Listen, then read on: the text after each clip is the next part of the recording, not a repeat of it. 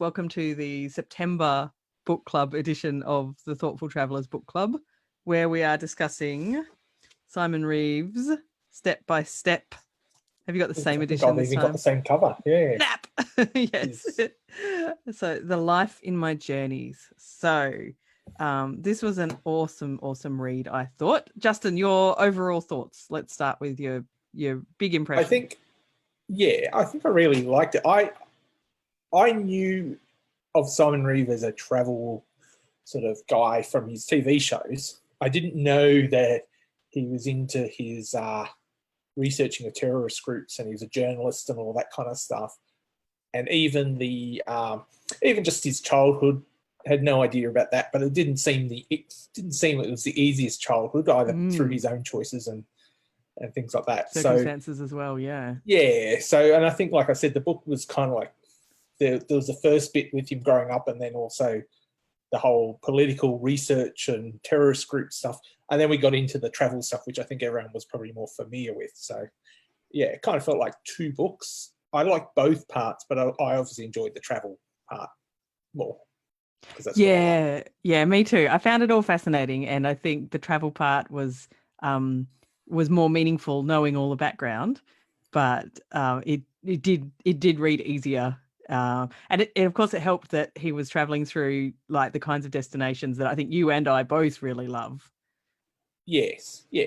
And I mean, I have surprisingly been to quite a few of the ones he's been to, especially the ones that were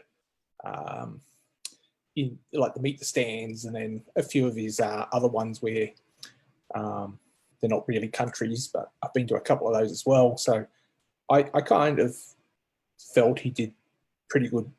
I agreed with what he wrote about them, I guess. I felt the same kind of things when I was in those countries. So yeah. So it did bring back some good memories for myself as well. Yeah, I was a bit jealous actually, because especially the stands, that's a part of the world I haven't got to yet. I had thought I'd be there sometime this year, but alas, no. Yeah. But also he was there about the same time that I was living in Eastern Europe, and I think it's that kind of era. It's just enough post-Soviet that a lot has changed, but not as much as has now changed. So it's kind of that really in between. Yeah. I mean, I noticed quite a few times he mentioned he spoke to people who said that they kind of pined for the Soviet era because life was simpler, and I don't know, it was more predictable. And that's experience I often had speaking to people when I was living in Slovakia and traveling around there, is that they actually missed the communist era. Yeah, I've come across that a few times in places like that people, their life was simpler. And I mean, even in, say, something like Georgia as well, where you still see that life, but it's just not in the cities. It's just hustle and bustle of cities, and there's none of the old way of life going on anymore. So, but in the countryside, I think that's still there. But that's probably true of a lot of places around the world. Yeah, I think so. While we're doing the broad brushstroke, I'm just going to read out Catherine's comment from earlier today on Facebook. I know it was actually Catherine who recommended this book for the Thoughtful Travellers Book Club. So thank you, Catherine. And she wrote, I adored this book. There's so much that informs Reeve's BBC travel logs, his brush with suicide at a young age, the way in which he fell into journalism and ended up, through sheer focus on his subject, the only person in the world who'd written a book on Al-Qaeda when those planes hit fatefully on 9/11. I mean, yeah, it's amazing, isn't it? And the places that extraordinary stroke of luck, as it were, have taken him since. And this is the bit I like. Travel is about so much more than touring, and his book exemplifies this truism, I think. And I agree. Yeah. No, I think so. It is quite astounding that an event that's probably changed the world so much, and yet it changed on a much smaller scale. It probably changed his life as well. Like, I don't think he ever thought that something like that would even happen, like the events of 9/11, but he knew all about Al-Qaeda and how they operated, and no one wanted to take him seriously that they had these capabilities. And all of a sudden he got thrust into the limelight and became known. And then I think from there it springboarded a career that I think if from memory in the book, he was a bit, do I want to do this or not? And then once he did it, he's gone, Why haven't I Wow. been doing this before? This is amazing. I So, want to keep doing this yeah, forever and ever. Yeah, it's a really kind of unusual twist and turns of events that led him there. But I think that's true of life in general. I really like some of his kind of like there's a few sort of philosophical moments and a few. Well, let me start with the one from the beginning, because as I work in travel, quite often I thought this was really true. It was when he was starting he was starting off the journey for the Equator series in Gabon, yeah, and they landed on like the kind of the beginning of the equator for their trip. And he said, there was no bunting. There is never any bunting.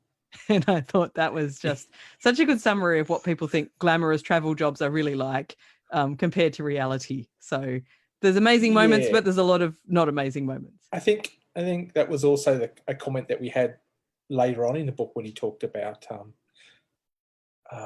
was it the travel and not having any, you don't, you haven't traveled if you haven't any stories of squalor and filth. And Yes. so, and I think you can have the best intentions in the world to stay in like top class hotels, but as soon as you go out on the street, you're going to see something, or you're going to have that experience, and you just, it's just like, you're going to tell it to people, and people are like, oh my God, I can't believe it was that bad. But it's just an experience, and it's acknowledging that the world is not as I don't know, like what we go through. We're very privileged, and it's the rest of the world is not necessarily like that.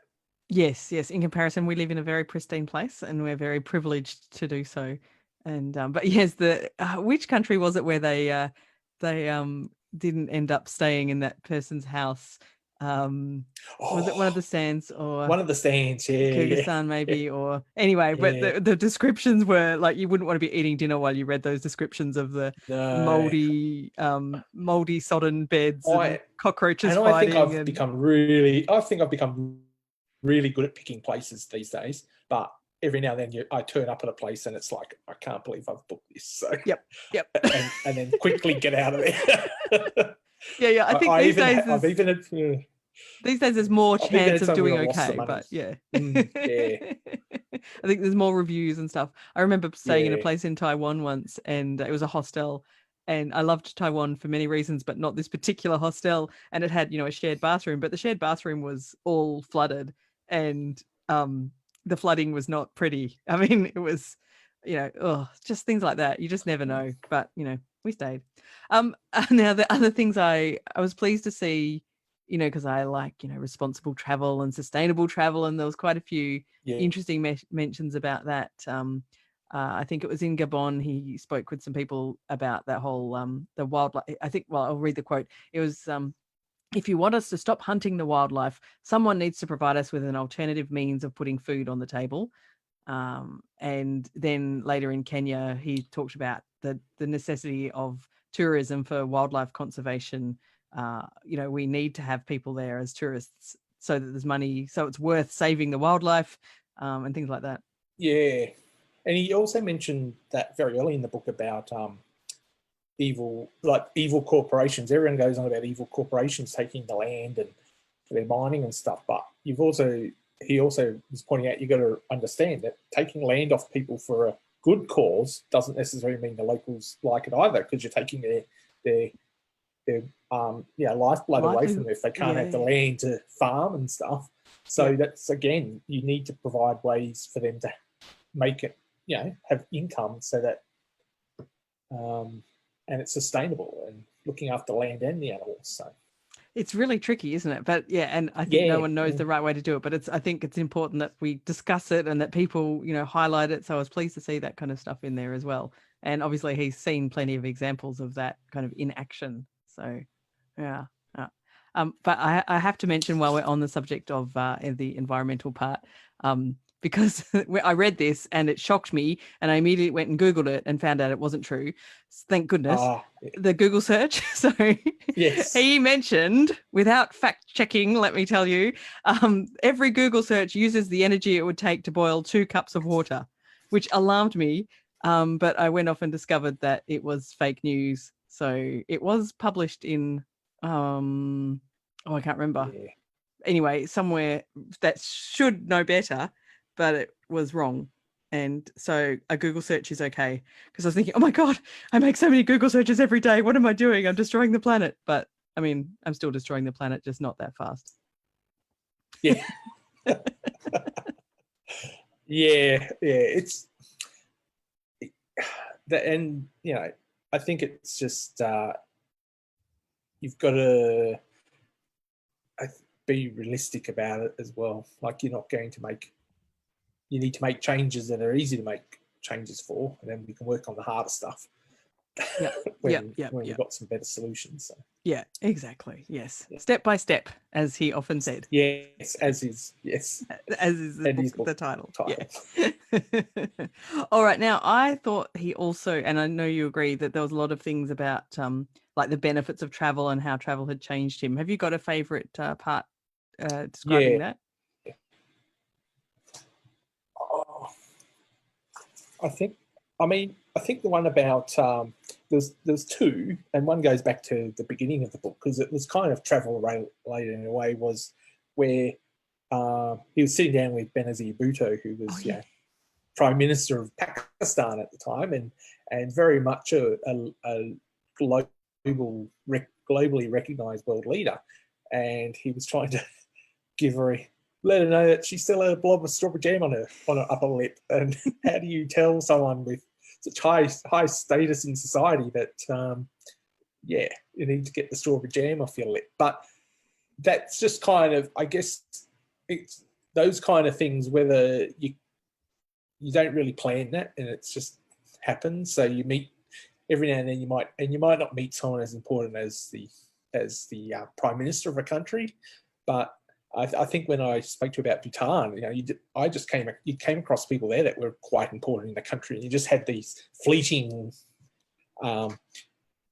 moments with them. And I've also read in a book, and I can't remember the book and who the author was, but she just sat on the train one day in Europe, and I think the Prince of Liechtenstein was on the train. Oh, and wow. Sat next to her, and they had a conversation. So, just so things like that can happen. But then the other one that I liked was the Kazakh Beatles as well, where yes. there's no way he was going to Kazakhstan to meet a Beatle a group. A cover band impersonators. Beatles cover band, but he did. And so just those experiences, like, you're not intending to have those experiences, but they happen.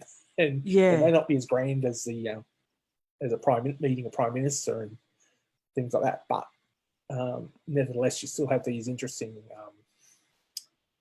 interactions with people that the Kazakh Beatles you never one expect to have. Yeah, exactly. The Kazakh Beatles one was quite lovely, because they described how they'd started to listen to the Beatles back in Soviet era, when they weren't supposed to have any copies of their music, and really inspired them. And now, of course, these days they could do it, and I thought that was just awesome. So you just never know, do you? If we're talking about pop culture, we can't not mention the Titanic, can we? The Kyrgyzstan Titanic. This tickled my fancy. So apparently there was a pirated copy of the Titanic movie, no less, not just actually playing it, but it was pirated. It had like a thing across the bottom, so you knew it was a pirated copy. And they were playing it every Saturday night on the only TV station in Kyrgyzstan for weeks and weeks. It's crazy. Yeah. And I'm sure if the people who own the copyright to the movie knew, they'd probably say something. But it's Kyrgyzstan, and they could get away with it. It wasn't under the radar. Yeah. I remember them mentioning that it was dubbed by a single voice.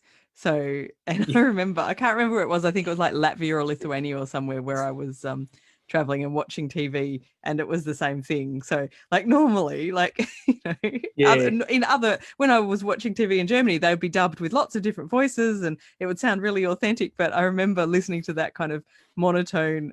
It was somewhere like Latvia, and it was just this monotone voice repeating, standing in for every single character with this, and it was just so depressing to watch a show. And it was like something like Friends or something. It was this monotone, just voice. I was like, oh, there's no enjoyment watching this. Although if there is a movie you know really well and you watch it and it's been dubbed, the voices are never the same. So like the English voice and the foreign voice, but they're never the same, and it's really difficult to watch. But it's still fascinating nonetheless. It is a really weird thing. I always remember when I lived in Germany, because I lived in Slovakia and in Germany. I always watched German TV because we lived on, that's close to the border with Austria, so we got Austrian TV. And there was a few series that I only watched there first, so that I watched the dubbed versions first, and then later on back in Australia, I would see the original American versions. I was like, that's not what the voice should sound like. What's this? Yeah. This is ridiculous. So it just depends which you get first. So yes, some of them are crazy.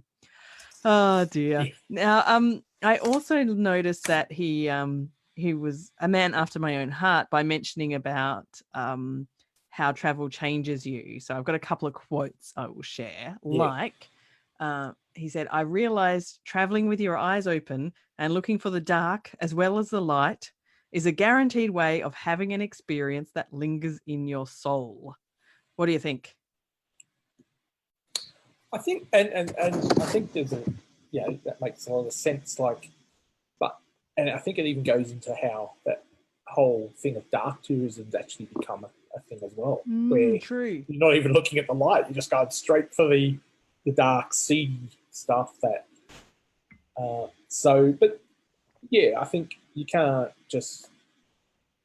I think I tend to stumble on the dark more so than go looking for it. And I think a lot of people probably stumble on that, and you kind of have those interactions where you feel like hopefully your life's not in danger or something like that. But nowadays there are like whole tourist events where it's touristy trips going to Chernobyl, for example, things like that. These are risks. In Japan, they go to that Fukushima and they get told off, but they still do it. So that's and looking for the seedier parts of town, where because you've heard the food there is great or something like that. So I think it happens. It depends on how much you go looking for it. But yeah, I mean, you hear about it all the time that people have enjoyed their time just as much when they found something that's possibly not as not going to be on the tourism board's preferred hit list for tourists when they come and visit the country. Exactly. Yeah, I agree. I think if it was only all the quote unquote light, then that really could only be like a very kind of curated guided tour where you just hop on and off buses and go straight to the nice bits and that's all. And that to me sounds very fake. Well, and that'll probably go on to, I suspect your next quote is the one about... off the beaten track? Yes. Yes. Let me go. Yes, go. No. I love it. Okay, getting off the beaten track and learning more about the places we visit, both the light and shade, always makes for a more interesting experience, a more rounded adventure. I don't think travellers need to ignore darkness. I haven't been anywhere where people won't talk about issues or problems. For most people, it's cathartic to share with outsiders. This is interesting because I sometimes wonder, should I, could I, would I ask certain questions? And it is a tough one because, in some places you just think you shouldn't ask questions about the government or things like that. But I think sometimes there's ways to ask just general questions, and you just kind of ask about, what's life like now? And you can get around the real tricky questions because you know that perhaps the current government's not going so well and maybe there's some issues, but you don't ask them that. You just ask them, so what's your life like? And I think you're kind of trying to lead them to open up and talk about it themselves, and then you kind of feel a bit more comfortable about it. Yes. Yeah. It's tricky, isn't it? I mean, I think what he says is right, that for most people, they do want to talk about it, but, for example, they might need to trust you more first. I remember last time I was in Vietnam, we were in a small group tour and we had a local guide who who really wanted to push the message that, you know, it still is a really communist state and there's lots of issues there, and that we don't, in the West, often don't recognize that. And he just had said a couple of things over a couple of days, and, you know, we got to know each other better. And then I was like, okay, sat down with him one night at dinner. I said, tell me more about all this, because he'd kind of been hinting that he wanted to talk about it, but, you know, it was all a bit, you know, hush hush. And you know, and then because I think, you know, we'd known each other a few days by then, and you know, he could trust me, then he told me lots of stuff. I was like, oh wow, you know, that is really interesting to hear. But you wouldn't normally just strike up a, you know, your first conversation with a Vietnamese local and get that kind of information. Yeah, I think that's. I think generally, you start with the softer, easier topics, and you try. If you're really interested, you can always try and push it that way. And if they just don't want to talk about it, then Yeah. um, and often someone would say, "Oh, we're not allowed to talk about that." And Yeah.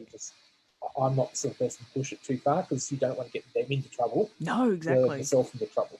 Yeah, absolutely. No, I'm definitely not a push it too far person either. That's absolutely right. Yeah. Okay, I've got one more bit of this, you know, this particular favorite topic I of like this mine. one even better. Yeah. And yeah, this is a biggish quote, but I just thought it's sums up a lot of the things that I think, and a lot of things that I think the Thoughtful Travel podcast stands for. So it's from near the end, and he wrote, more of us should try turning a break into a proper adventure with a healthy dose of purpose and meaning. It almost guarantees a lifetime of memories. Taking chances is often where the best memories are, and the richest rewards in life come from a bit of risk taking. We can all benefit from pushing ourselves, our partners, friends, or family out of our respective comfort zones. On a holiday, that can be as simple as not wasting your life lying horizontal by a swimming pool. I mean, I've said this a billion times. Following like yeah, no, it's perfect. I always say that. Follow a simple set of rules. Go to strange places, take chances, ask questions, do things that are exciting, eat strange foreign food, and dive into the culture of the world and embrace risk. Perfect. Yeah, it is. And I think, and people always hear the word risk and like, oh, but I think you can mitigate and you can understand risk, and you can. No one. I don't think he was ever saying go to a war zone like he's been to. That's although he obviously got a lot of value out of doing that, but that's not for everyone. But at the same time, going to a resort, and I met a few people over the years, and they've been to Cuba, but a lot of the travel to Cuba, they go stay in these resorts, and they don't even leave the resort. And it's hardly Cuba, is it? You've missed the best bit of Cuba, which was out of the resorts. So exactly. So yeah, it's and yes, Catherine's already said yes. No lazing around swimming pools. Yeah, I am. I mean, I'm very happy to pop into a swimming pool at the end of a day out and cool off, and that's quite enjoyable. But the idea of I did try in Egypt, and I lasted a half a day, and and then I quickly figured out how I could avoid spending too much time days upon days at that pool. I love a good pool and a good cocktail in a pool, but not Yes.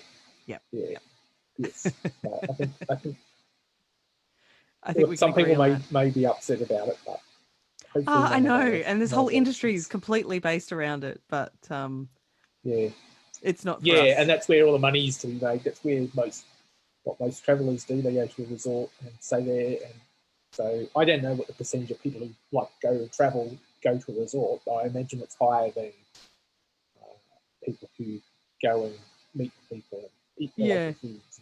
Well, you know, it'd be interesting to see. So, like, you know, in this COVID year, for example, you know, people from Perth generally, a lot of people I know go to Bali once or twice a year, and they really just go there to spend the time by the pool. Obviously, they haven't been there, but they've been traveling around in WA.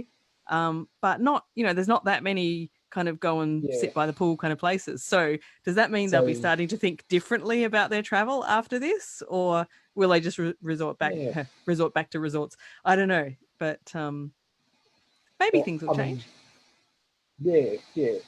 I mean, I get weird looks all the time when I tell people where I'm going, so I'm kind of used to it. I'm used to weird looks too. I haven't even told you where we're going next week, but that's a story for another day. Another day. But yeah, I got weird looks from lots of people. All right. Now, Justin, I think there's probably a couple more things from your list that you might want to share. Let me see. Oh, we've covered lots of them. Although I do have one right at the end. Yeah, I was just thinking that one. Yep, go for it. And this one, and this just highlights the differences. So I think this is in, I can't remember where it was. It was in Africa, though, wasn't it, during his equator filming? And yes, I can't remember now either. And there was an exorcism going on, and they wanted to go film it. And their local fixer just kind of suggested that it might be better to find a way to lock their bedroom doors. And I liked it because to him, this is something that was very real, very dangerous, but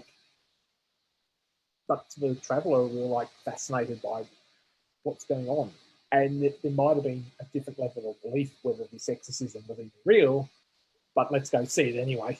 It's surely going to be fun. But to the locals, it's dead serious stuff, and it's part of their culture and part of their life. And you don't do exorcisms just because they're a fun thing to do. You do them because they genuinely think it's going to. Yeah, it's a serious matter. It's a serious thing, right. and a very scary thing. So I just love the comment I think we should go lock our doors. Yeah, go lock your doors instead. Yeah, let's not go film that. Don't you go film that. Yeah, it's funny. It's that whole risk issue again, isn't it? And sometimes when we're in another country, our perception of risk is actually completely skewed, and things that we think are risky are not, and things that we think are really exciting and fun are actually the risky parts. So that's it's all about talking to the locals and figuring it out, and making sure we're not doing something crazy. So I think that's probably all the really exciting bits we wanted to share. Am I right, Justin? I think so. I was going to say, though, there was a couple of people, Margaret and I was just going to say that too. Yeah, surprisingly, there's quite a few people who hadn't actually seen any of his TV shows. So they're in for a treat if they can find them and watch them. So it's always good when you find. I don't know where to find them exactly, but I know there's lots of lots of individual episodes on YouTube. But Margaret, she's a librarian. She'll track them down. So DVD or something like that in the system. Margaret made a good comment. The positivity and resilience of some of the people he came across living in atrocious conditions were astounding and very inspiring. And I think that's often the case when we travel. Yeah, I think I'm always astounded by the resilience and just even the resourcefulness of people when they've got no resources and they're still very resourceful. So absolutely, yep. We're super privileged, and I think that makes us lazy sometimes, doesn't it? So yeah, I think so. Yeah. So. But yes. The other speaking of lazy, no lazing around swimming pools. I've just caught up with all the comments. Right. Yes, you've been on top of this, Justin. I had not enough screens up tonight. So yes. All right. So that is pretty much what we wanted to say for Step by Step. Next month, I think this is going to spin out about 6 weeks. I think we are not capable of reading a book a month at the moment. Well, I'm not. Although I have read this one before, but I need to reread it. So Bill Bryson's completely different Down cover. Under. I'm not surprised. There's another. Actually, I noticed. I think this is 20 years since it's been published as well.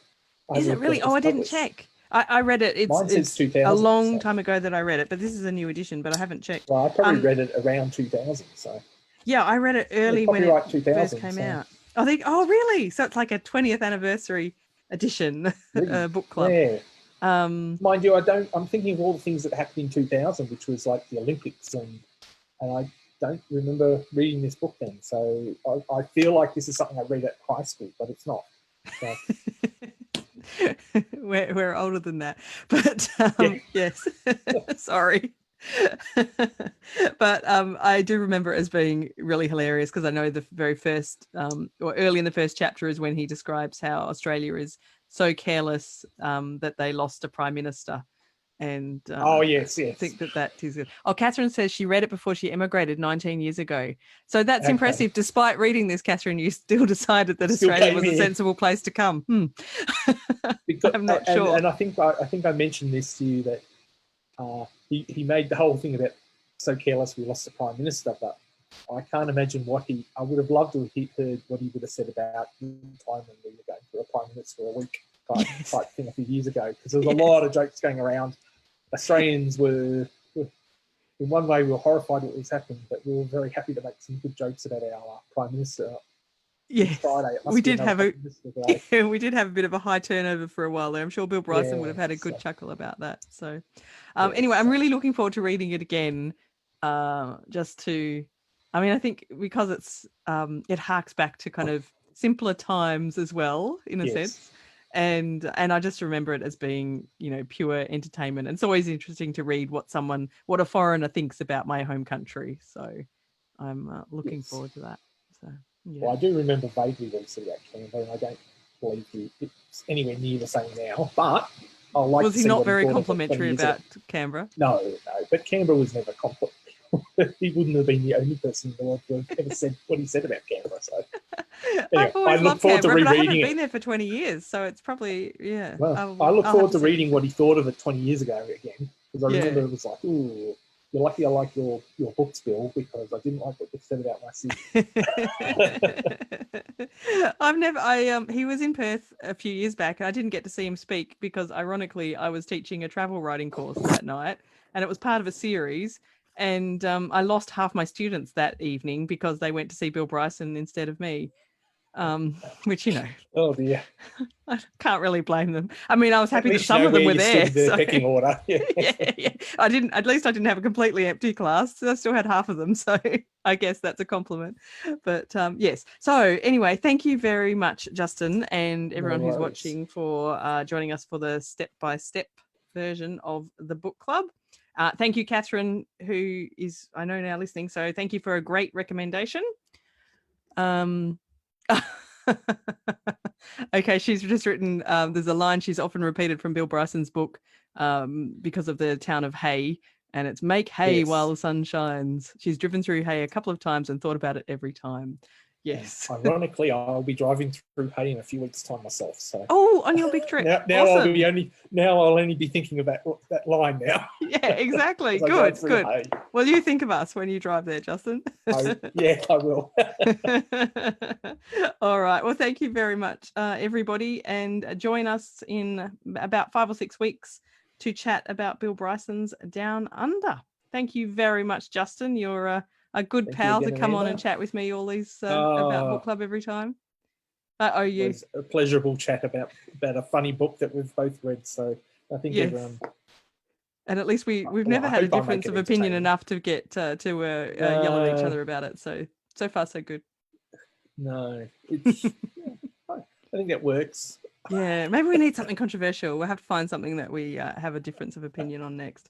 And no on that note, I'm looking to try and figure out like kind of the first half of 2021's book club books. I'm trying to be a bit more organized because it just pays to be organized. So any suggestions, throw them in the comments, and I will put them on my list of books to consider. So that's it. Thanks, Justin. Excellent. See you next month. Enjoy your road trip in between book clubs. I will. Thank you very much. I'll be reading this book. Yes, exactly. It's very appropriate for a Aussie road trip. So enjoy.